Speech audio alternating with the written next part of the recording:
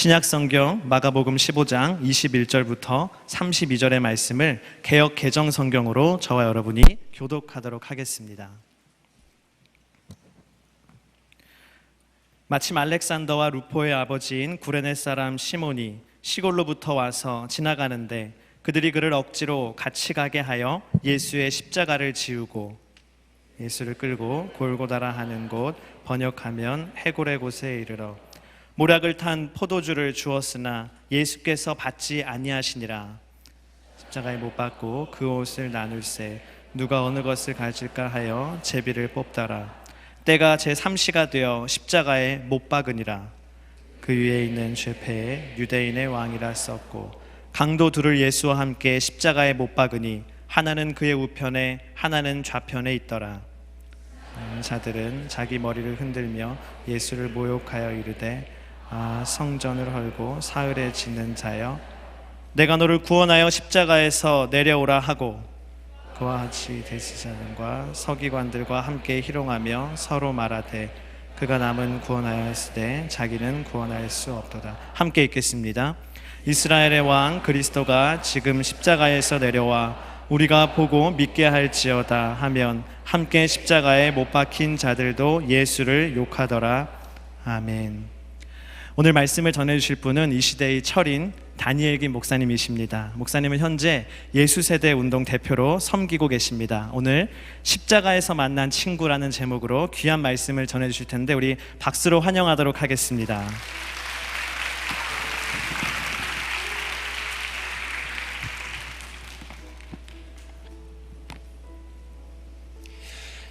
다 같이 기도하겠습니다.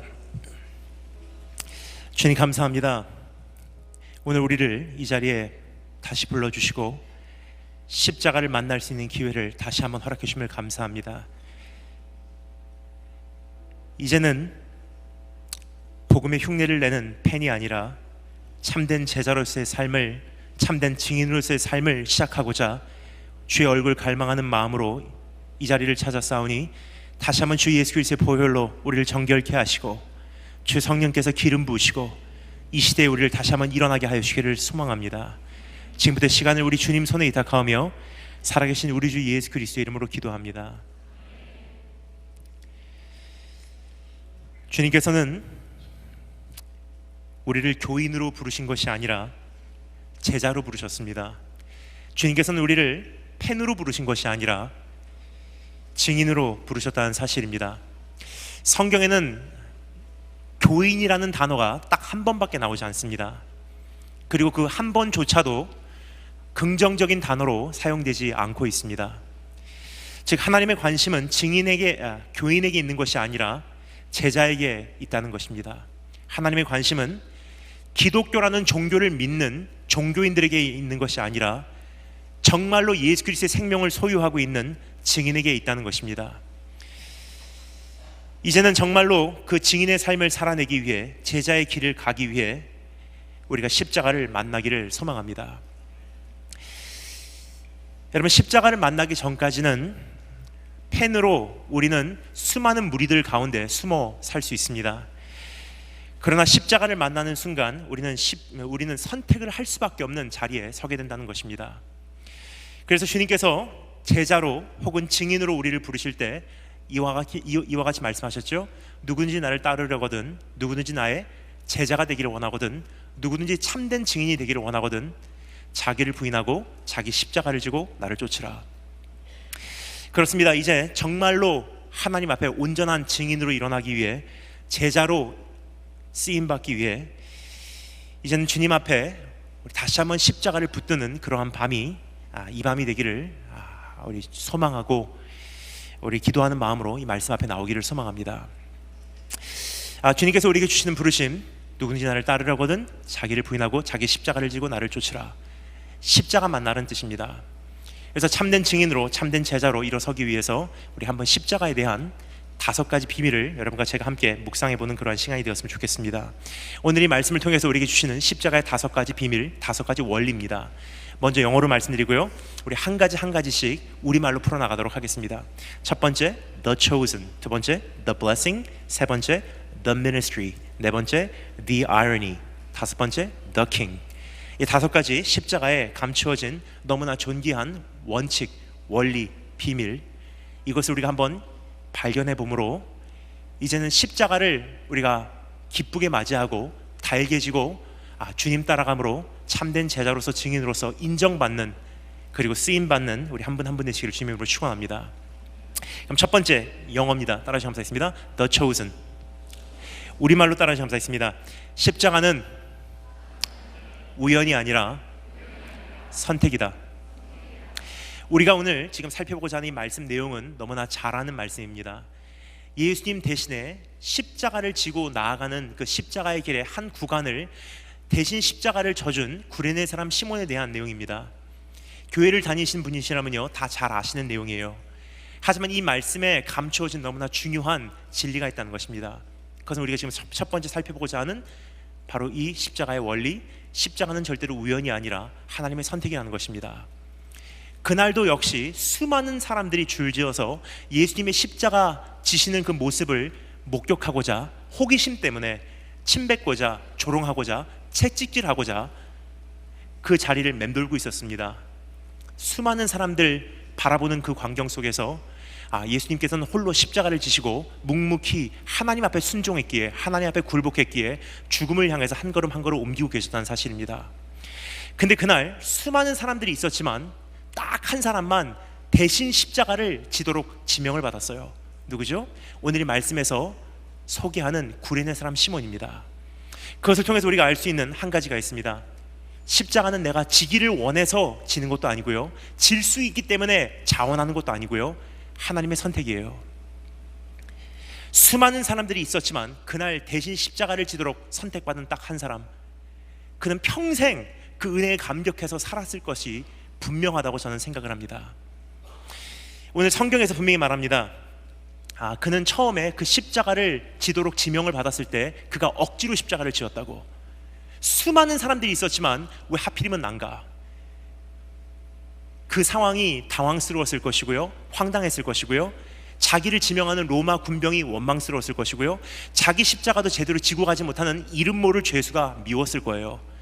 하지만 분명한 것은요, 수많은 사람들 가운데 하나님께서는 그날 구레네 사람 시몬을 선택하셨다는 것입니다. 여러분, 십자가는 절대로 우연이 아닙니다. 하나님의 선택입니다. 오늘 이 말씀 외에도 다른 곳에서 똑같은 진리를 발견할 수 있지 않나 생각이 듭니다. 우리가 너무나 잘 아는 예수님께서 베드로에게 베드로의 죽음에 대해서 예언하시는 장면, 요한복음 21장 말씀 내용입니다. 주님께서 베드로의 죽음에 대해서 이렇게 말씀하시죠. 제가 읽어드릴게요. 내가 진실로 진실로 내게 이르노니 네가 젊어서는 스스로 띠띠우고, 스스로 띠띠운다는 것은요, You're gonna dress yourself. 네가 스스로 옷을 입고 네가 원하는 곳으로 다녔거니와 늙어서는 네 팔을 벌리리니 다른 사람들이 너 대신 띠띠우고 다른 사람이 너 대신 옷을 입혀줄 것이고 네가 원하지 않는 곳으로 데려가리라. 이 말씀을 하시면 베드로가 어떠한 죽음으로 하나님께 영광을 돌릴 것을 가리키심이로라. 결국 어떻게 죽었죠? 십자가형. 주님께서 이 말씀을 하신 수년 후에 베드로는 십자가형으로 자기의 생애를 장식하게 됩니다. 즉 베드로가 십자가를 만나게 됐던 것은요, 어떠한 불의한 재판의 결과도 아니고요, 운이 안 좋아서 잡혀간 것도 아니고요, 자기가 실수해서 그러한 형을 맞이하게 된 것도 아니라는 것입니다. 미리 예언하신 바, 무슨 뜻이요? 하나님의 예정하신 바 된, 하나님께서 베드로에게 허락하신 십자가란 뜻입니다. 그렇게 베드로가 자기 죽음에 대해서 주님께 이야기를 듣고 있었습니다. 어떻게 반응했을까요? 너는 이제 두 번 다시 나를 배반 안 할 거야. 두려워 떨지 마. 이제는 네가 한 번 돌아왔으니, 회개하고 나의 용서를 경험했으니 평생 충성되게 살다가 결국은 나를 위해서 죽게 돼 있어. 그 이야기를 가만히 듣는데 베드로가 이렇게 반응했을 거예요. 아멘, 할렐루야, 정말 감사합니다. 이번은 두 번 다시 배반하지 않는군요. 할렐루야, 할렐루야, 아멘 하고 있는데 뒤를 딱 보니까 요한이 따라오면서 그 얘기를 계속 듣고 있습니다. 참고로 말씀드리겠습니다. 요한하고 베드로는요, 경쟁 상대예요. 누가 주님을 더 많이 사랑하고 주님께서 누구를 더 많이 사랑해 주시는지 항상 그 경쟁심을 갖고 있었습니다. 베드로가 아멘, 아멘, 할렐루야, 감사합니다 하고 듣고 있는데 딱 보니까 요한이 엿듣고 있어요. 성경이 기록합니다. 베드로가 돌이켜 예수께서 사랑하시는 그 제자가 따르는 것을 보니, 참고로 말씀드리겠습니다. 이것은 요한복음이에요. 요한이 자기 자신에 대해서 이렇게 소개하고 있습니다. 베드로가 돌이켜 예수께서 사랑하시는 그 제자가 따르는 것을 보니 그는 만찬석에서 예수의 품에 의지하여 주님을 파는 자가 누구오니까 묻던 자더라. 이에 베드로가 그를 보고 예수께 여짜오되 주님, 이 사람은 어떻게 되겠사옵나이까? 요약합니다. 베드로가 자기 죽음에 대해서 예언을 받습니다. 할렐루야, 감사합니다. 아멘, 감사합니다. 보니까 요한이 듣고 있어요. 주님께 여쭤봅니다. 주님, 쟤는 어떻게 죽어요? 주님께서 뭐라 그러시는지 한번 들어보겠습니다. 예수께서 이르시되 내가 돌아올 때까지 그를 머물게 할지라도, 내가 돌아올 때까지 그를 살려둔다 할지라도 너하고 무슨 상관이냐? 오직 너는 나를 따르라 그래요. 요약합니다. 너는 너의 십자가가 있고 요한은 요한의 십자가가 있어. 비교하지 마. 네가 해야 될 일은 나만 보고 나에게 굴복하고 나에게 순종하고 나만 신뢰하고 따라오는 것, 바로 네 십자가 네가 지는 것이 제자로서의 첫걸음이야. 여러분, 우리가 똑같은 원망을 하지 않나 생각이 됩니다. 하나님, 저 사람은 왜 이렇게 잘 됩니까? 난 이렇게 힘든데. 저 사람은 금방 응답을 받는데 왜 나는 아직까지 응답이 오지 않습니까? 저 사람은 저렇게 인생이 평탄하게 가는데 왜 나는 이렇게 끊임없는 역경이 있습니까? 또 혹은 어떤 이는 이렇게 말할 거예요. 저 사람은 짝 잘 만나서 쉽게 저렇게 결혼하는데 왜 저는 이렇게 결혼을 못하고 있습니까? 수많은 사람들이 하나님께 그러한 울부짖음을 갖고 있을 것입니다. 그런데 주님께서 오늘도 동일하게 우리에게 말씀하시는 음성, 뭐라고 말씀하실까요? 저 사람이 저렇게 된다 한들 너하고 무슨 상관이냐? 너는 네 십자가를 지고 나를 쫓으라 그러세요. 왜냐, 하나님께서 나에게 주신 인생은요, 절대로 우연도 아니고 사고도 아니고 누구의 실수의 결과가 아니라 하나님의 선택이기 때문입니다. 하나님의 무한하신 지혜로 판단해 보실 때, 하나님의 무한하신 사랑으로 판단해 보실 때, 공의로우신 하나님께서 우리의 인생에게 인생이라는 패키지를 주셨어요. 패키지 안에는요, 하나님께서 나를 위해서 커스텀 메이드, 디자인해 주신 인생이기에 남이 모를, 나밖에 모를 눈물이 있고요, 남이 모를, 나밖에 모를 아픔이 있고요, 남이 모를, 나밖에 모를 외로움이 있고요, 남이 모를, 나밖에 모를 상처가 있어요. 하지만 공의로우신 하나님이시기 때문에 균형을 맞춰서 하나님의 선하심으로 주님의 온전하신 뜻을 이루시기 위해서 어떻게 하십니까? 남이 모를 눈물 때문에, 남이 모를 간증이 내 삶 속에 있고요, 남이 모르고 나밖에 모를 상처 때문에, 남이 모르고 나밖에 모를 하나님을 향한 찬양이 있고요, 남이 모를 아픔 때문에 나밖에 모를 하나님과 나와의 친밀함이 있다는 것입니다. 그래서 주님께서 우리에게 말씀하시는 음성, 그 십자가 이제 원망하지 말고 그것을 받아들여. 나에게 굴복하고 나에게 순종하고 나 하나 신뢰해 줄 수 있겠니? 부르신 그곳에서. 그것이 십자가 지는 첫 번째 단계입니다. 두 번째, 영어로 한번 따라 하시겠습니다. 영어입니다. The blessing. 우리말로 따라 하시겠습니다. 십자가는 저주가 아니라 축복이다. 주님께서 우리를 선택하신 이유는요, 우리를 저주하시기 위해서 선택하신 것이 아니라 축복하시기 위해서 선택하셨다는 것입니다. 근데 여러분, 이 축복이 무엇인지 우리가 조금 정리하기 전에 한 가지 꼭 기억해야 될 것이 있습니다. 그것은 무엇이냐면, 예수님을 만난 다음에 내 인생에 큰 변화가 한 가지 있다는 것입니다. 그 변화가 내 안에 있는지 없는지 한번 점검해 보기를 원합니다. 예수님을 정말로 만났다면요, 예수 그리스도의 생명을 내가 정말로 소유하고 있다면요, 정말로 내가 거듭났다면 한 가지 필수 변화가 내 삶 속에 있기 마련입니다. 그것이 없다면 내가 정말로 구원받았는지 예수님을 사랑하는지를 다시 한번 생각하는 것이 저는 맞다고 생각합니다. 행함의 변화 분명히 있을 것입니다. 내 삶의 변화 분명히 있을 것입니다. 치유 분명히 있을 것입니다. 기도 응답 분명히 있을 것입니다. 하지만 그 전에 더 근본적인 한 가지 변화가 반드시 있어야만 한다는 것입니다. 그것은 뭐죠? 정말로 예수님을 만났다면요, 우리 안에 없으면 안 되는 한 가지 필수 변화, 따라하시면 감사하겠습니다. 동기의 변화. 동기의 변화를 성경에서는 마음의 변화라고 말하고 있어요. 성경에서 말하는 마음, 히브리어로 레바라는 이 단어는요, 우리말로 마음이라고 표현하는 단어가 사실 적합한 단어는 아니에요. 우리말로 마음 그러면 감성, 감정을 생각하죠. 근데 히브리어로 레바라는 단어는요, 동기를 의미합니다. 정말로 주님을 만난 사람들의 기도 제목이 뭐죠? 주님, 내 안에 새 마음을 창조하여 주시기 원합니다. 내가 너에게 그 돌 같은 마음을 제거하고 새 마음을 허락해 주리니 마음. 정말로 내가 예수님을 만났다면 행함 변화 있습니다. 하지만 과정을 통해서 이루어지는 것이기 때문에 오랜 세월이 거칠 수 있어요. 하지만 분명한 것은요, 정말로 예수님 만난 사람들 안에 존재하지 않으면 안 되는 한 가지 변화는요, 동기의 변화예요. 바로 이런 변화입니다. 예수님을 만나기 전까지는 내 인생의 동기는 예수님을 통해서 복받고, 예수님을 통해서 잘되고, 예수님을 통해서 좋은 대학 가고, 예수님을 통해서 출세하고, 예수님 통해서 내가 훌륭한 인생을 살아감으로 그래도 내 인생은 무의미하지 않아 라고 자기의 존재의 이유를 확보하고, 다 나 예수님 인생의 도구와 방법론과 수단밖에 되지 않았다는 거예요. 하지만 정말로 예수 그리스도를 만나고 나니까 한 가지 즉각적인 변화가 일어납니다. 뭐죠?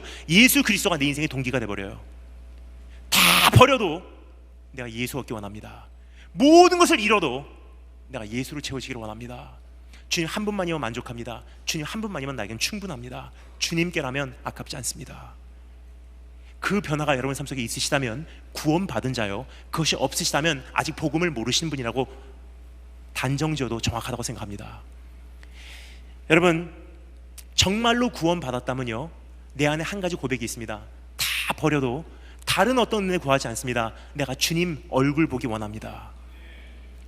그렇게 기도하는 순간 하나님께서 우리에게 기도를 응답하십니다. 어떻게 해요? 십자가. 그래서 축복이에요. 내 동기가 변하기 전까지는요, 십자가는 나에겐 저주예요. 하지만 십자가라는 나무는요, 여전히 변하지 않습니다. 그러나 내 동기가 변하니까 그것이 저주의 십자가가 아니라 축복의 십자가로 나에게 와닿는 날이 있다는 것입니다. 한동안 제가 굉장히 즐겨 불렀던 찬양이 있습니다. 8090 때 찬양입니다. 왜 그 찬양을 요즘에 안 부르는지 모르겠습니다. 제가 어렸을 때 불렀던 찬양, 이런 노래가 있었어요. 주님의 쓴 잔을 맛보지 않으면 주님의 찔리심 모르리, 주님의 십자가 져보지 않으면 주님의 사랑을 모르리. 저 그 찬양을 굉장히 사랑해요. 왜냐? 오늘 이 말씀의 내용이기 때문이에요. 십자가를 져보기 전까지는요, 나를 어디까지 사랑하셨는지를 우리가 이해를 할 수가 없습니다. 주님 때문에 굴복하는 아픔을 내가 경험해본 경험이 없다면요, 예수님께서 아버지 앞에 굴복하시는 것이 얼마나 힘들었는지를 우리가 느낄 수가 없어요. 순종하면 죽는다고 하는데 아버지 말씀에 순종하면서 뼈를 도려내는 찔림을 내가 경험하지 못하면요, 주님께서 아버지께 순종했기에 십자가 지신 사랑이 어떠한 사랑인지를 우리가 이해할 수가 없다는 거예요. 그래서 정말 주님 만나기 원합니다. 예수를 나에게 허락해 주시기를 원합니다. 기도하는 자에게 하나님께 주시는 선물 뭐죠? 십자가. 오늘 구레네 사람 시몬도 예수님을 어디서 만났죠? 십자가의 현장에서 만나게 됩니다. 평생 잊지 못하는 그 한 친구, 십자가에서 만나게 된다는 사실입니다. 처음에 구레네 사람 시몬이요, 십자가를 대신 지기로 지명을 받았을 때는요, 굉장히 싫었을 거예요. 성경이 기록합니다. 억지로 그가 십자가를 질 때 싫었다는 거예요. 근데 나중에 시간이 많이 흐른 다음에 예수님이 누구신지를 소문을 통해서 듣게 돼요. 그때부터 남은 여생 구레네 사람 시몬은 한 가지 자랑거리가 있었을 거예요. 내가 십자가 졌어. 내가 평생을 살아가면서 그날을 기억했을 것입니다. 내가 그날 옆에 있었어. 내가 그 십자가 대신 졌어. 십자가는요, 우리 주님을 만나기 전까지는 나에게는 불편함이요, 불쾌함이요, 상처예요. 하지만 십자가를 통해서 예수님을 만나게 되면요, 그것은 나에게는 그 무엇과도 바꾸지 못하는 보화가 된다는 것입니다. 사실 그렇습니다. 정말로 주님을 만난 그때를 생각해보면요, 내가 가장 아팠을 때예요. 지금 그 아픔이 내 안에 있냐? 좀 편안합니다. 그런데요, 저에게 하나님께 다시 한번 선택권을 주신다면요, 저는 그 아픔 속으로 돌아가고 싶어요. 왜냐?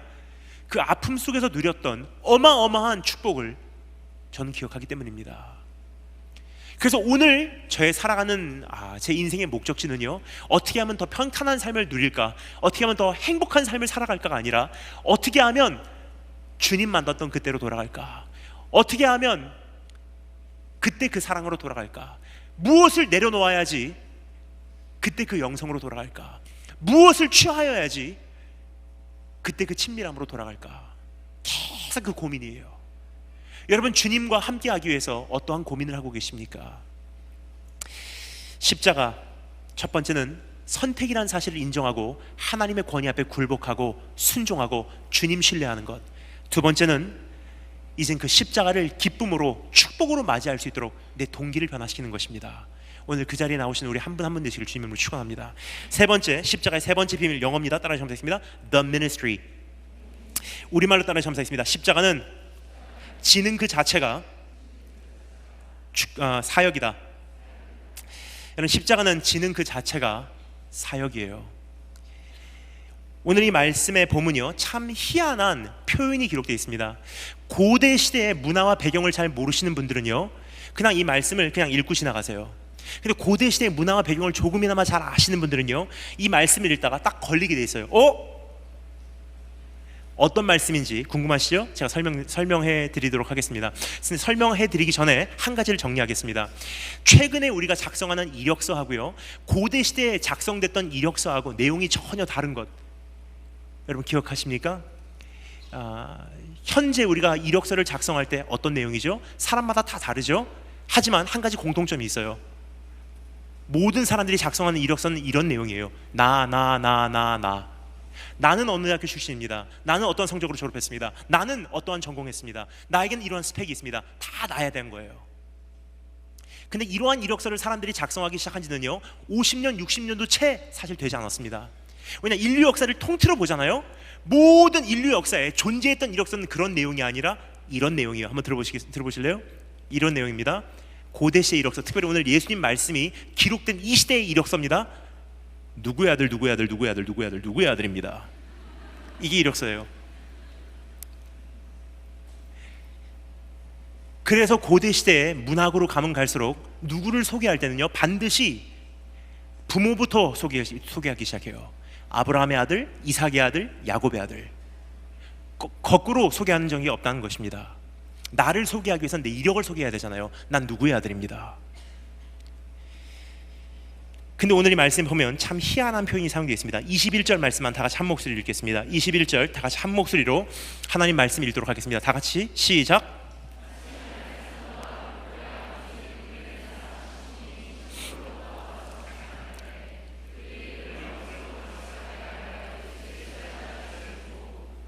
아멘. 이 말씀이 원래 기록돼야 되는 공식은요, 고대 시대의 문화를 배경으로 한다면 이렇게 기록돼야지 정확한 거예요.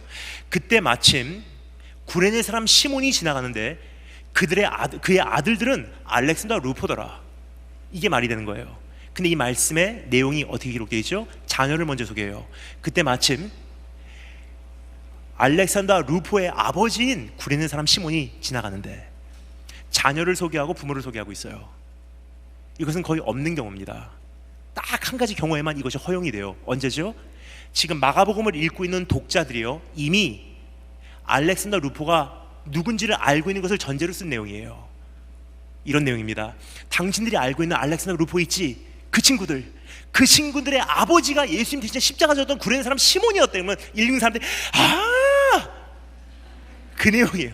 일본 사람 같았죠? 죄송합니다.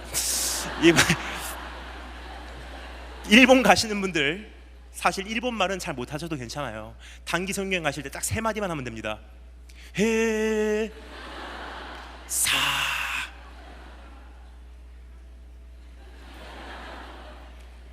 그리고 마지막 한 가지, 하이. 초대교회 성도들은요, 이미 알렉산더 루포가 누군지 알고 있었어요. 누구죠? 그 비밀은 사도 바울의 글에서 발견이 됩니다. 사도 바울이요, 로마 교회에게 편지를 쓰죠. 로마서. 로마 교회 지도자들에게 선교 후원 편지, 선교 보고 편지를 보내는 거예요. 그것이 우리가 읽고 있는 로마서입니다. 근데 그 로마서의 내용 가운데 이런 내용이 담겨져 있습니다. 제가 읽어드리겠습니다. 주 안에서 택하심을 입은 루포와 그의 어머니에게 문안하라 그래요. 루포는 로마 교회 초대교회 지도자예요. 그런데 로마 교회 지도자 루포, 그 당시 그가 지도자였을 그때 하고요, 예수께서 십자가 지셨을 그 당시 하고요, 시간적인 계산을 해보면 아마 예수님께서 십자가를 지셨을 때는 그 루포는 어린 아이였었어요. 이제 조금 그림이 그려지기 시작합니다. 여러분 상상해 가십니까? 유대인들은요, 자녀에게 유대교를 전수해야 되는 그 의무가 있었기 때문에 적어도 평생 한 번은 최소한 자기 자녀들을 이끌고 성지 순례로 예루살렘으로 귀환을 해요. 그래서 그 절기를 지키기 위해서 파삭, 유월절, 라샤샤나, 신년, 한 번쯤은 돌아가서 우리가 신년을 혹은 유월절을 예루살렘에서 지키자. 신앙의 고향. 구레네 사람 시몬도 동의를 했을 것입니다. 구레네라는 곳은요, 북아프리카에 위치하고 있는 조그만 마을, 시골이에요. 거기서 자녀들을 다 이끌고요, 유월절을 지키기 위해서 예루살렘으로 출발을 합니다. 유대인들 거의 혼자서 여행하지 않습니다. 유월절을 지키러 온 구레네 사람 시몬은 절대로 혼자 오지 않았을 거예요. 자기 자녀들을, 자기 가족들을 다 인솔해서 나귀를 타고 낙타를 타고 광야를 돌파해서 예루살렘에 도착했을 것입니다. 1400km나 떨어졌다는 것은요, 여러분 그냥 지금 같은 비행기 타고 가면 그만인데 그 당시만 해도요 적어도 3개월에서 4개월 걸리는 여정이에요. 드디어 예루살렘 숙소에 도착해서 체크인을 합니다. 체크인하면 어떻게 하죠? 아마 자녀들을 이끌고요, 예루살렘 견학에 나왔을 거예요. 다 돌아다니면서 그 신앙을 전수해 줘야 되니까, 문화와 어떠한 역사를 가르쳐 줘야 되니까 다 아들들을 데리고 나와서 이제는 이제 견학을 시켜줍니다. 저기가 솔로몬 왕의 성전이야, 저기가 다윗성이야, 저기가 느헤미야의 무덤이고 저기가 압살롬의 무덤이야, 여기가 기드론 골짜기고 여기가 여호사밧 골짜기야, 쭉 설명을 해요. 지금 같으면 그 아들들이요 아마 셀카본 가지고 사진 찍었을 거예요. 근데 그 당시는 그런 것이 없었기 때문에 그냥 감탄을 했을 거예요. 아빠 대단해요, 와 대단해요. 한참 그렇게 감동을 하고 있는데 저쪽에서 큰 아우성 소리가 들립니다. 뭐지? 딱 바라보는 순간 수많은 사람들이 줄지어서 큰 무리를 만들어서 그 좁은 예루살렘 거리를 막 지나가는 거예요. 아빠 저기 무슨 일 있나 봐요. 막 달려가요. 아이들은 흥미진진해갖고 굉장히 반응이 빠릅니다. 그 아빠는 좀 반응이 늦었어요. 얘들아 기다려. 아이들은 체격이 작은지라 수많은 사람들이 있는 그 무리들 가운데 파고 들어갔을 거예요. 죄송합니다, excuse me, 죄송합니다, 막 들어갔어요. 한참을 들어가서 파헤치고 나니까 그 무리들 한가운데 한 사람이 피투성이로 쓰러져 있어요. 십자가가 쓰러져 있습니다. 그 사람을 향해서 막 채찍질하는 거예요. 이게 무슨 영문인지 이해가 안 가요. 왜냐? 구레네에서부터 지난 3, 4개월 동안 여정을 하는지라 예수가 누군지도 모르고요, 예루살렘에서 지난 며칠 사이에 어떠한 일이 있었는지도 모르는 거예요. 이게 무슨 영문인지 가만히 보고 있는데 아빠가 드디어 얘들아, 그 순간 로마 군병 한 사람이 지명합니다. 너 나와 대신 십자가 져. 아들들인지라 말렸을 거예요. 우리 아빠 건들지 마세요. 아빠는 그 로마 군병의 잔인함을 잘 알기 때문에 진정시켰을 것입니다. 괜찮아 괜찮아, 이 사람 너무 힘든 것 같다, 조금만 기다려. 예수님을 한쪽 어깨에 엎고요, 한쪽 어깨에 십자가를 지게 됩니다. 그리고 예수님께 속삭였을 거예요. 당신이 무슨 죄를 졌는지는 모르겠지만 이제 거의 다 끝났습니다. 조금만 더 견뎌주세요. 우리 함께 갑시다 하고 아이들에게 돌아서서 이야기했을 거예요. 사람 무지 많지, 길 잊어버리지 말고 바짝 쫓아와. 십자가, 예수님, 그리고 언덕을 올라갑니다. 아이들은 계속 뒤쫓아가는 거예요. 드디어 언덕에 도달하게 됩니다. 그리고 구레네 사람 시몬은 십자가를 내려놓고 자녀의 품으로, 예수님은 십자가의 품으로. 운명이 갈라져요. 드디어 못을 못 받고 십자가에 달아 올려요. 사람들은 조롱하기 시작해요.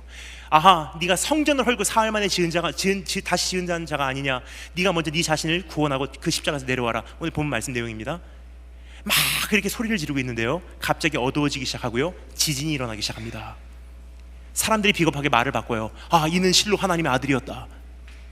근데 주님께서 외치기 시작합니다. 엘리 엘리 라마 사막다니, 다 이루었다 하시고 마지막 숨을 거두세요. 돌아가셨어요. 왠지 찝찝한 마음으로 아이들의 손을 잡고서 그 언덕에서 그날은 내려왔을 거예요. 그리고 유월절을 지키고 다시 구레네로 출발을 하게 됩니다. 돌아가는 거예요. 한참을 광야를 걷고 있는데 멀리 예루살렘부터, 떠나온 그 예루살렘부터 소식이 들려옵니다. 다시 살아나셨대. 또 한참을 걷고 있는데 수주 후에 다시 소문이 들려와요. 승천하셨대. 나중에 소문이 들려옵니다. 메시아이셨대. 나중에 깨닫게 됩니다. 나와 너의 죄를 위해서 대신 죽으셨대. 그 순간 세계관이 뒤집어지는 거예요. 그런데요, 그 아이들의 마음과 눈에는요 이미 불로 지져듯이 새겨진 하나의 이미지가 있어요. 뭐죠? 아빠가 십자가 지고 예수님 모시고 그 언덕 올라갔던 뒷모습은 계속 목격한 거예요. 그리고 그 아이들은 압니다. 십자가는 저렇게 지는구나, 예수님은 저렇게 섬기는구나. 수년 후에 어른이 돼서 로마교회 지도자. 여러분, 이게 사역이에요. 증인의 삶은요 말하는 게 아닙니다. 선포 물론 중요해요. 우리가 말씀을 전하지 않으면 누가 듣겠습니까? 하지만 진짜 증인의 본질은, 참된 성도의 본질은, 진짜 제자의 본질은요 내가 십자가 지는 거예요. 내가 십자가 지는 모습이 없이는요 우린 가짜밖에 되지 않습니다. 사실 세상이 기다리고 있는 교회도 그런 교회고, 세상이 기다리고 있는 사역자도 그런 사역자고, 세상이 기다리고 있는 성도도 바로 그런 성도가 아닌가 생각이 돼요.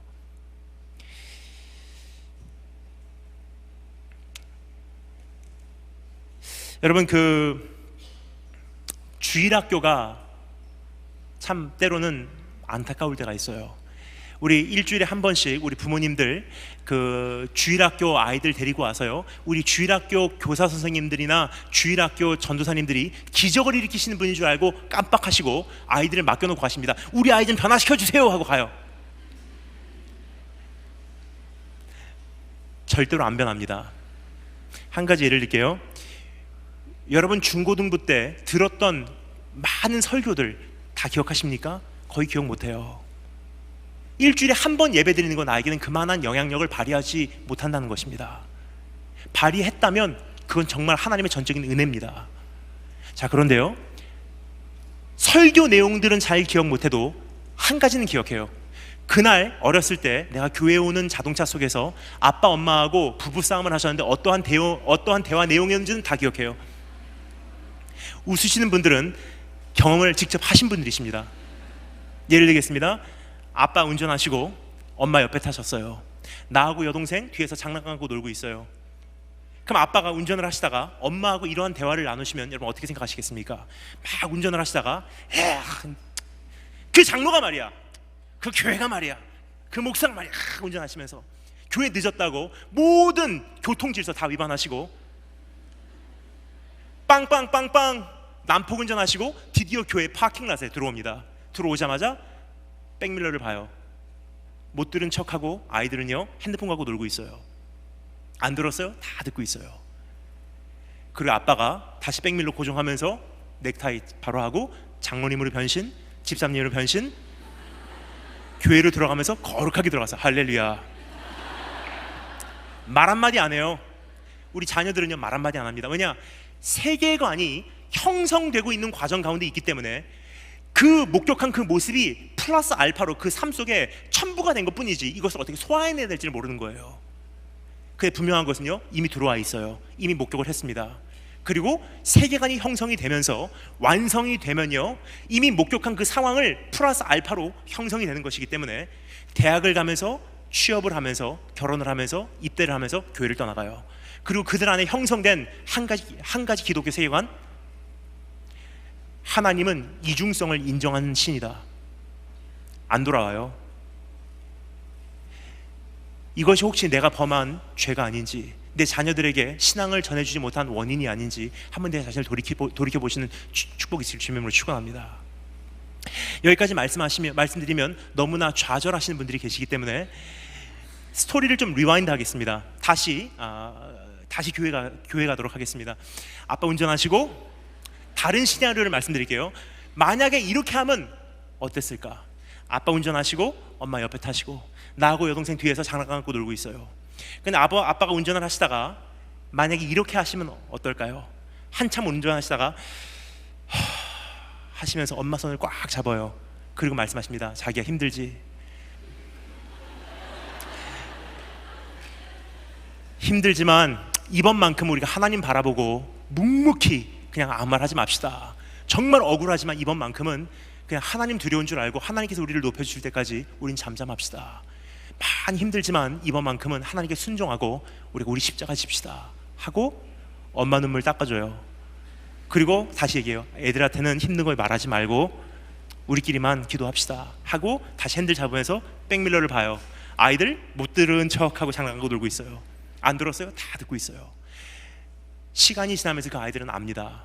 우리 아빠 예수님 저렇게 사랑했지, 우리 엄마 예수님 저렇게 섬겼지, 교회는 저렇게 가는 거구나, 십자가는 저렇게 실질적으로 지는 거구나, 삶이 십자가구나. 다 형성이 되는 거예요. 결국 어떻게 돼요? 똑같이 살아갑니다. 우리는 하나님께 원망을 해요. 하나님, 이것만 해결되면 더 마음껏 섬길 텐데, 여기만 합격되면 내가 주님을 세계를 다니면서 섬길 텐데. 주님께서 말씀하십니다. 필요 없어. 왜냐면요, 한 가지 우리가 잊고 있는 사실이 있습니다. Our God is a God that's been at work from the beginning of the world. 우리 하나님은 태초부터 지금까지 쉬지 않고 일하시는 하나님이세요. 나를 필요로 하시는 분이 아니십니다. 그래서 하나님께서 나에게 원하시는 것이 무엇이냐? 네가 정말로 영향력을 끼치고 싶냐? 세상을 변화시키는 증인이 되고 싶냐? 그러면 십자가죠. 하나님의 영광을 반사하는 역할이지 내가 영광이 아니라는 것입니다. 성도는 십자가 지는 현장으로 돌아갈 때 증인이 됩니다. 교회는 십자가 지는 그 현장으로 돌아갈 때 선교의 통로가 됩니다. 십자가는 내려놓고 선교와 전도를 꿈꾸시는 것은 그 자체가 모순이 아닌가 생각이 됩니다. 오늘 비록 영향력이 없다 보여진다 할지라도, 세상이 이걸로 받아들여줄까 생각을 한다 할지라도, 가장 영향력 있는 것은요, 주님의 방법이에요. 십자가 져라. 오늘 십자가 현장으로 돌아오신 축복의 시를 주님으로 축원합니다. 네 번째, 따라서 하겠습니다. 십자가의 아이러니를 기억하자. 영어로 한번 따라서 하겠습니다. The irony. 우리말로는 십자가의 아이러니를 기억하자. 시간 관계상 많이 말씀드릴 수는 없을 것 같습니다. 하지만 한 가지 분명한 것은요, 오늘 이 말씀에 등장하는 사람의 이름이 심상치 않은 이름이에요. 여러분, 성경은요 단 한 번도 이름을 함부로 사용한 적이 없습니다. 저 어렸을 때 한 가지 의아해했습니다. 천지를 지으신 여호와 하나님께서요, 이름 그까짓 그 단어에 굉장히 연연하세요. 예를 들어서 아브라함, 내가 정말 너를 사용하기를 원한다. 이름 바꿔. 아브라함이라 하지 말고 아브라함이라 그래. 그까짓 그 단어가 뭐라고? 천지를 지으신 하나님께서 거기에 굉장히 큰 관심을 기울이세요. 야곱아, 야곱이라 그러지 마. 이름 바꿔. 이스라엘이라 그래. 큰 위대한 민족으로 너를 새롭게 세워내리라. 이름. 왠지는 시간 관계상 말씀드리지 않겠습니다. 혹시나 철인, 이기는 자, 그 다음 편이 나오면 그 안에 기록하지 않을까 생각은 하고 있습니다. 많은 구입 바라겠습니다. 농담이고요. 죄송합니다. 그런데요, 한 가지 분명한 것은 이름은 절대로 성경에서 우연히 사용된 적이 없다는 것입니다. 오늘 이 말씀에 등장하는, 여기 소개되는 그 인물, 그 남자의 이름도 우연이 아니에요. 예수님 대신 십자가를 진 구레네 사람의 이름이 뭐죠? 시몬. 시몬 하면 제일 먼저 떠오르는 이름이 누구죠? 시몬 베드로. 어떤 사람이죠? 내가 주님을 위해서 십자가 지겠습니다. 내가 주님을 위해서라면 내가 십자가까지 가겠습니다. 주님 사셔야만 합니다. 내가 차라리 죽고 맙니다. 다른 사람 다 버려도 나만은 주님을 안 버립니다. 장담했던 사람이에요. 3번 주님을 배반하고요, 부인하고 가차없이 무너져 내리는 자기 자신을 발견하게 됩니다. 정말로 배반하고 부인했기에 죄책감을 가지고 씨름을 하고 있었음에도 불구하고 주님은 사랑한 것만은 사실이기 때문에 주님 십자가 지는 그날 쫓아갔을 거예요. 멀리서나마 숨어서 지켜봤을 것입니다. 한참을 십자가를 지고 가시다가 쓰러지세요. 베드로는 뒤에서 숨어서 응원을 합니다. 주님 일어나세요. 주님 일어나세요. 막 채찍질해요. 갈등합니다. 내가 가고 도와드릴까? 아니, 이미 늦었어. 가고 도와드릴까? 주님 일어나세요. 근데 주님께서 부들부들 떠시면서 다시 일어나세요. 그때 응원을 해요. 주님. 또 한참을 가시다가 주님께서 코너를 도세요. 그럼 막 쫓아가서 코너에 숨어서 봅니다. 근데 이번에 쓰러지세요. 또 응원합니다. 주님 일어나세요. 주님 일어나세요. 막 채찍질해요. 갈등합니다. 지금이라도 가고 도와드릴까? 아니야, 나 같은 건. 근데 이번에 쓰러지셨는데요, 못 일어나는 거예요. 막 채찍질하는데 일어나시지를 못하는 거예요. 가슴을 치며 어떻게 할까 하고 있는 사이에 로마 군병 한 사람이 저기는 구레네 사람 시몬을 데리고 옵니다. 네가 대신 십자가죠. 베드로가 목격한 내용이에요. 가만히 보니까 자기가 모르는 사람이 이방인 같은데, 밖에서 온 사람 같은데, 왠지 그 사람이 무슨 영문도 모르면서 대신 십자가를 지고요, 예수님을 한쪽 어깨에 엎습니다. 그리고 예수님께 뭐라고 소근소근 이야기를 하고 있어요. 그리고 예수님과 함께 십자가를 지고 그 언덕으로 올라가는 모습을요, 멀리서 베드로가 목격을 하게 돼요. 어떠한 심정이었는지 상상해 가십니까? 가슴 찢고 싶었을 거예요.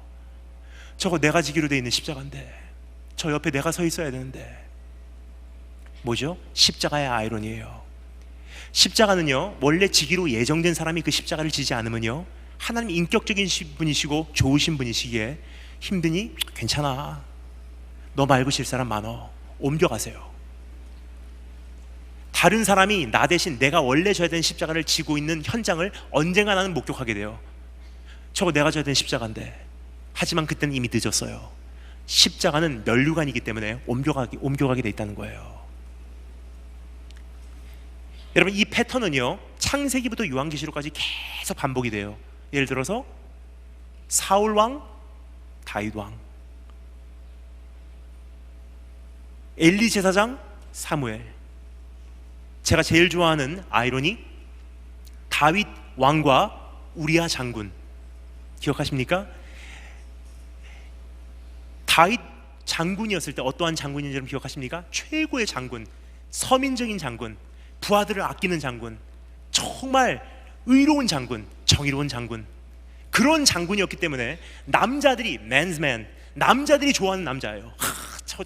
존경스러운 남자. 저런 분을 위해서라면 나 생명 버리겠습니다 하고 아둘람 공동체가 형성이 됩니다. 최고의 장군이었어요. 근데 어느 날 왕이 됐어요. 정치를 하기 시작합니다. 정치를 하면서 평탄해지니까 다른 사람들 다 전쟁터로 내보내고요, 혼자서 궁전을 지나다니다가 밧세바를 보고 간음죄를 저지르게 되죠.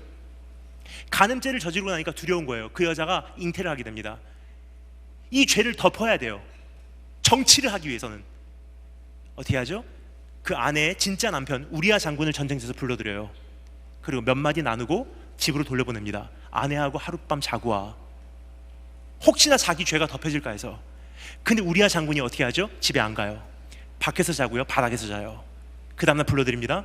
너 왜 집에 안 가니? 왜 아내의 품으로 돌아가지 않으니? 우리아 장군이 뭐라 그러죠? 우리의 부하들이 지금 다 전쟁터에서 자고 있는데 어찌 나만 내 아내의 품으로 돌아가겠습니까? 빨리 돌려보내주세요. 나 가갖고 주님의 나라를 위해서 싸워야 되겠습니다. 뭐죠? 다윗의 거울이에요. 하나님께서 다윗에게 보여준 거울입니다. 네가 원래 이 모습이었었어. 다윗 안에는 이미 상실되기 시작한 그 모습을 하나님께서 마지막으로 보여준 거예요. 내가 너에게 베푸는 마지막 호의다. 이게 원래 네 모습이었었어. 회개하고 돌아와, 더 늦기 전에.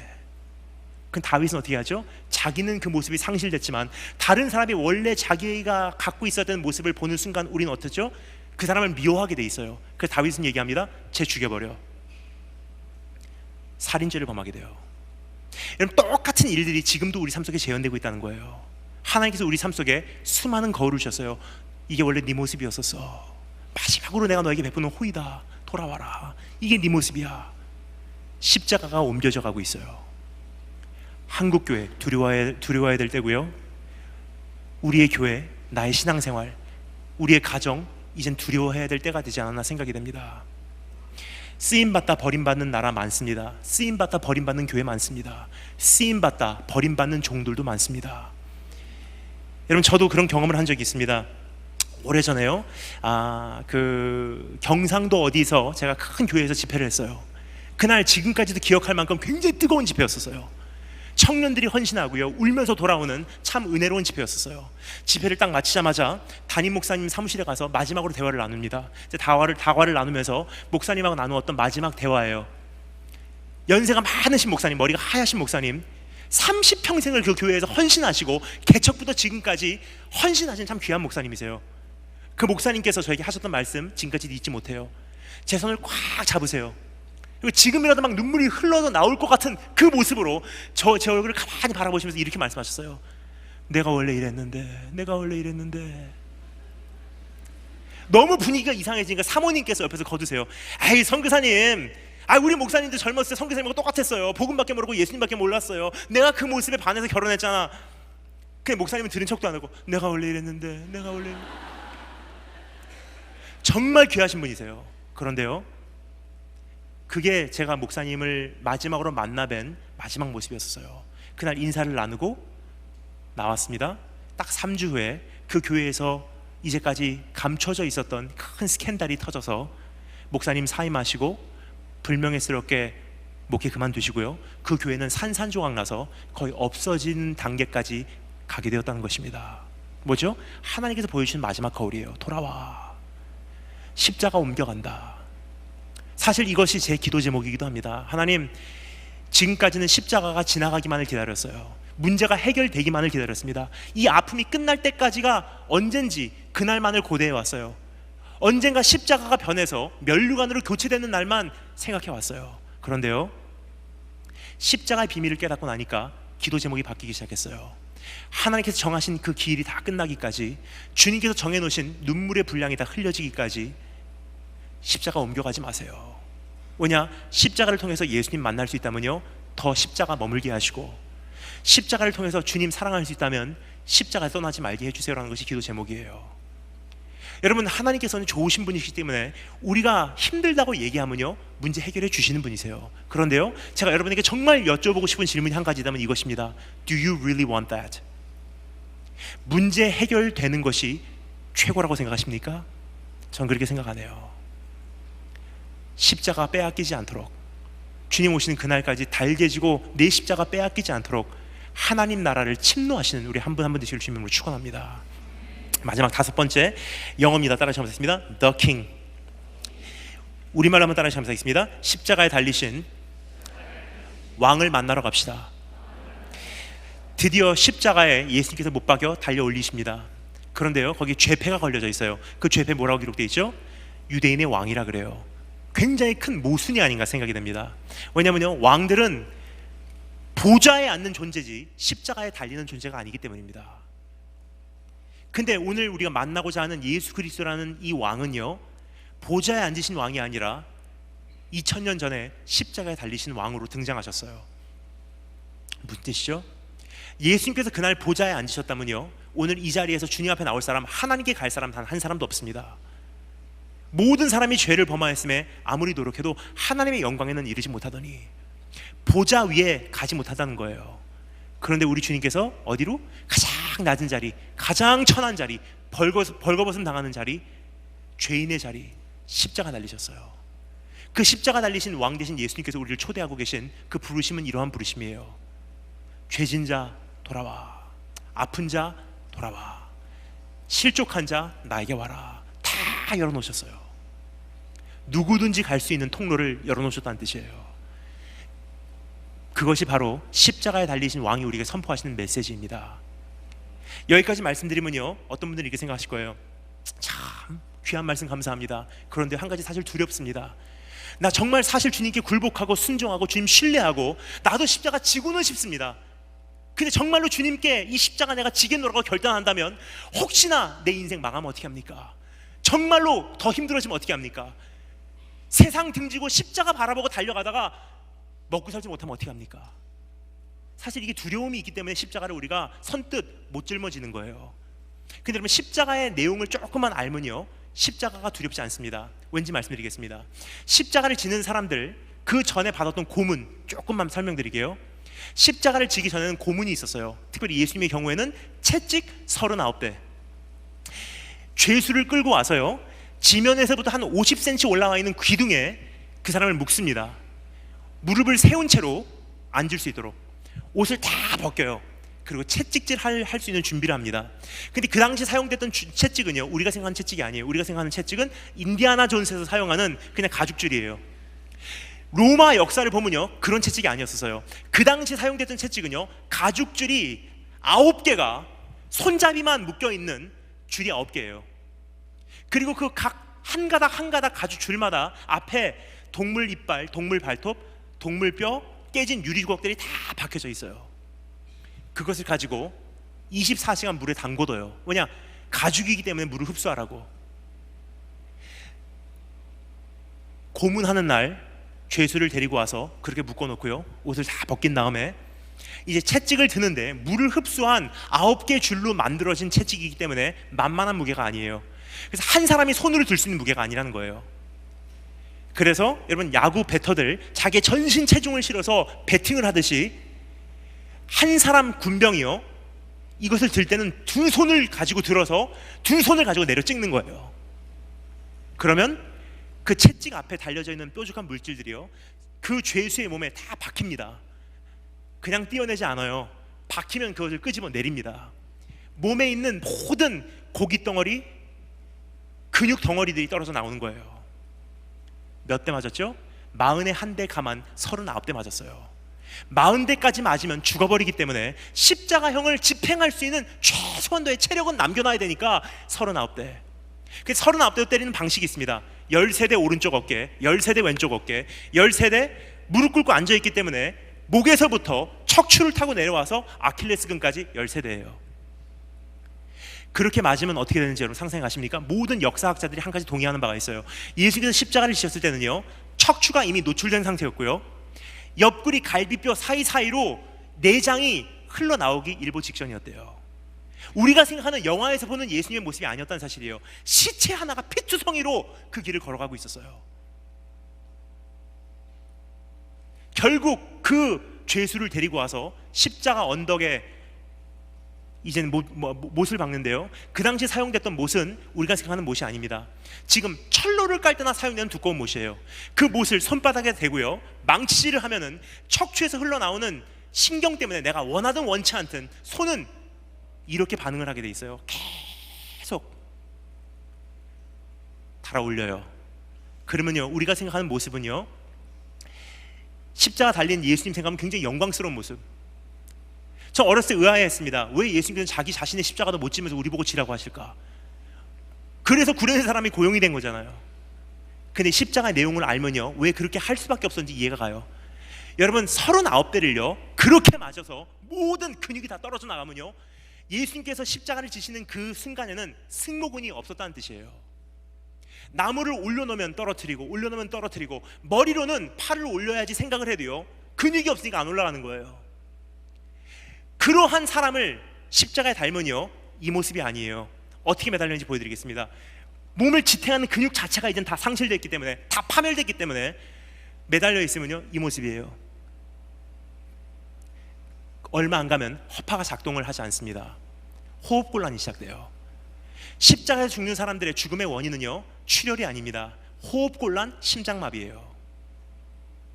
숨을 못 쉬니까 힘들어하고 있다가 마지막 남은 힘을 다리에다가 싣고 짜내면서 다리를 올리는 거예요. 그리고 양손에 있는 모든 그 자기 전신 체중을요, 이 두 못에다가 지탱시키고 올라오는 거예요. 이것을 수십 번을 반복하면서 메말라 죽어가는 것이 십자가 죽음이에요. 그래도 가끔 안 죽는 사람들이 있어요.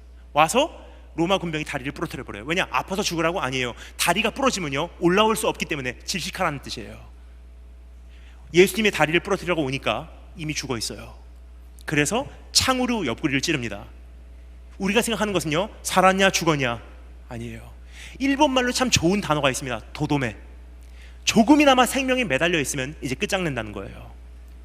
십자가 달리신 예수님을요, 십자가 밑에 있는 군인이 창으로 찔렀기 때문에 그냥 옆구리를 찌른 정도의 차원이 아니라 대각선으로 밑에서부터 위로 찔렀기 때문에 심장을 관통한다는 뜻이에요. 끝내버린다는 뜻입니다. 그 창이 그 몸을 관통하는 순간 물하고 피하고 동시에 흘러나왔대요. 의학을 하신 분들은 잘 아실 것입니다. 몸에서요, 시체를 해부했을 때 물하고 피하고 동시에 흘러나오는 것은요, 그 경우는 딱 한 가지 죽음의 원인이에요. 말할 수 없는 통증 때문에, 말할 수 없는 스트레스 때문에, 말할 수 없는 고통 때문에 사람 육신 속에서 심장이 견디지 못하고 폭파해버린 거예요. 그게 예수님의 죽음의 원인입니다. 이사야 선지자가 말합니다. 그가 질고를 당함으로 우리가 나음을 입었도다. 이런 뜻이에요. 이제 마음고생 그만해. 마음 아파하지 마. 이제는 걱정하지 마. 가슴 붙들고 힘들어서 고생하지 마. 내 심장 터지면 너희들 괜찮아질 거야. 무슨 뜻이죠? 이미 2000년 전에 십자가 위에서 죄로 인한 근본적인 저주와 죽음은 다 흡수하셨다는 뜻이에요. 그리고 십자가에 가장 아픈 부분들은 주님께서 다 흡수하시고 우리에게 남겨준 십자가, 나를 멸망시키지 못하지만 오히려 하나님의 형상으로 빚어내는 십자가래요. 그 아름다운 십자가 이제 외면하지 마시고 이젠 기쁨으로 받아들이고 주님께 굴복하고 충성하고 따라오시기만 한다면, 우리 주님의 십자가는 죽음이 기다리고 있었지만 우리가 이제 맞이하게 되는 이 십자가는 하나님의 품으로 우리를 안내할 것입니다. 조용히 머리 숙이시면 감사하겠습니다. 우리 찬양팀 올라오실 때까지 오늘 말씀 잠시 내 가슴에 되새기며 묵상하는 시간을 드리도록 하겠습니다.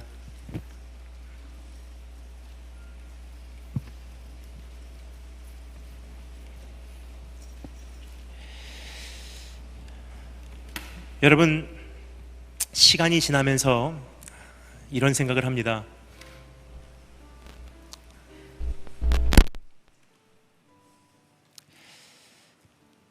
처음 주님을 만났을 때는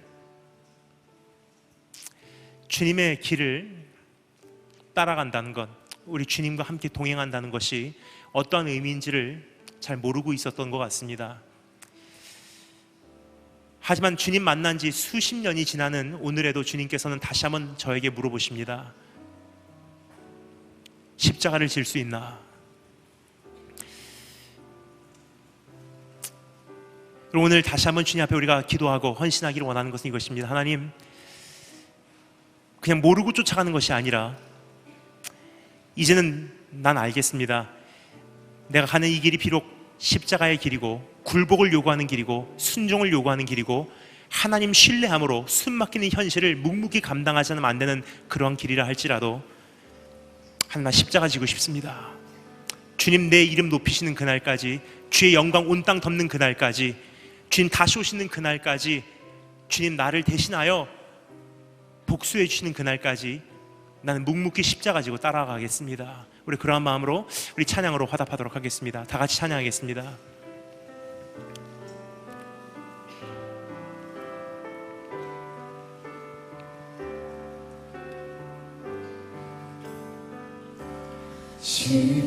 십자가를 질 수 있나 주가 물어보시네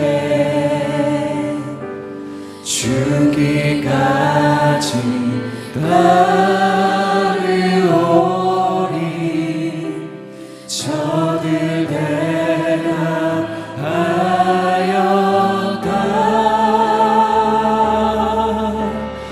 우리의 입니다. 주께 내 옷 맡기겠나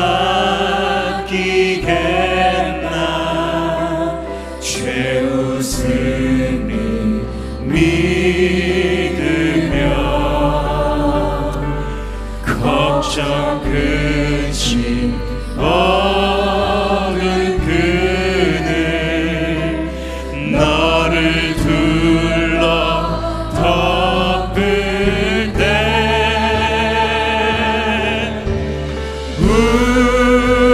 하겠습니다. 기도할 때 이렇게 기도했으면 좋겠습니다. 하나님,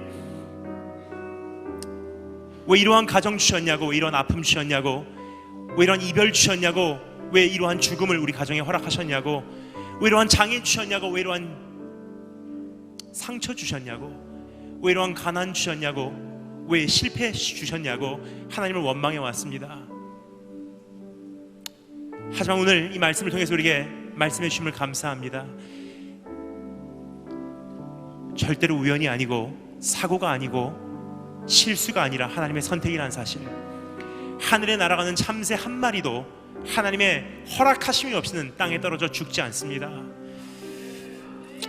하나님, 그렇다면 이제 내가 주님 장중에 있음을 확인했사오니 오늘 우리가 기도하기를 원하는 것은 이것입니다. 비록 이 길이 험하고 멀어도, 비록 십자가의 길이 아프고 힘들어도 내가 감히 이 십자가의 비밀을 깨닫고 기도하기를 원하는 것은 하나님, 이 십자가 다른 사람에게 주지 마시기 바랍니다. 주님께서 정하신 그 길이 다 차기까지, 주님께서 정하신 그 분량의 눈물과 아픔이 다 내 삶 속에 부어지기까지 하나님, 이거 빼앗기지 않게 해주시길 원합니다. 주님께서 바라보실 때 주님의 눈동자로 합격이라는 말씀 하실 때까지 나 이거 빼앗기지 않게 하여 주기를 소망합니다. 우리 좀 크게 외치고, 이 십자가 내 몫입니다. 내가 지겠습니다. 그렇게 제자 되겠습니다. 기도하겠습니다. 주여!